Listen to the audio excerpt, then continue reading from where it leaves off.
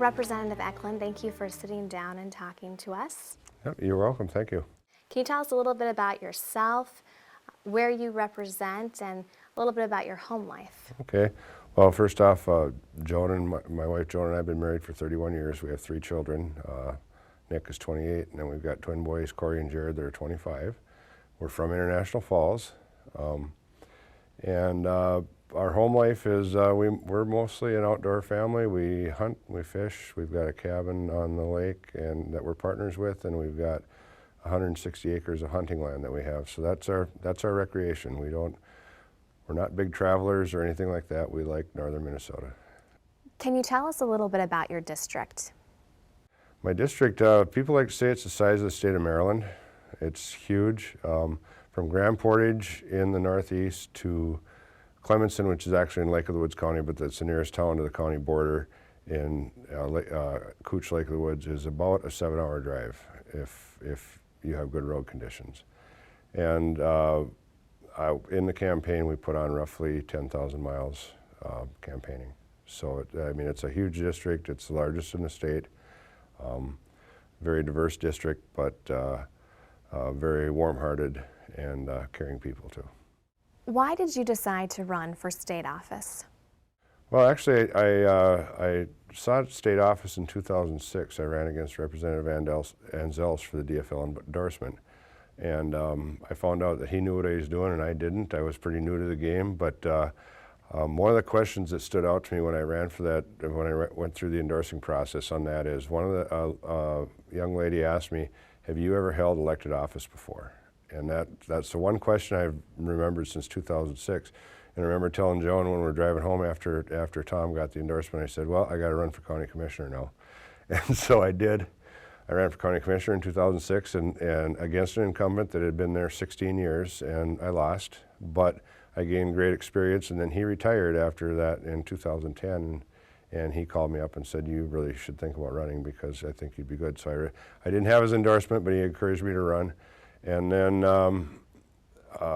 when we got redistricted, I had some people that approached me about running against Representative Dill, and I said, "Absolutely not. He's too good a friend, and I know something about political suicide, and that would be it." And then Representative Dill and I had the conversation. I said, "I'll never run against you, but if you decide you want to retire, I would like to be the first to know." And he told me, "Fair enough." And then unfortunately, his health issues happened, so here I am. I was when David passed away, I was encouraged by several people to consider seeking the seat, and the encouragement was good enough, and Joan supported me, so here we are. What are some of your legislative priorities? Well, I think the biggest legislative priority we have right now is our bonding proposals that have come from various communities and counties. We're facing a real serious issue with the mine layoffs in northern Minnesota. So if we can get as many bonding projects through that will help us out, we'll be able to put people to work that may otherwise be laid off, or at least have employment in the district. So bonding is probably the biggest thing for this session. And then Senator Skoye has, and the House also has some tax proposals. I think one of the biggest things that we need to worry about, especially in rural districts, is we need to have a more solid formula for county program aid and local government aid, and I know that's in Senator Skoye's tax proposal, so that when our smaller units government are doing their budgeting, they know exactly what they have to work with for funding, rather than guessing or being at the whim of the legislature. So I think those are probably the 2 biggest things that we need to work on. Then there's a bunch of others. I want to see true border-to-border broadband and that sort of thing, but I know those are going to take time because the funding needs to be there to make that happen.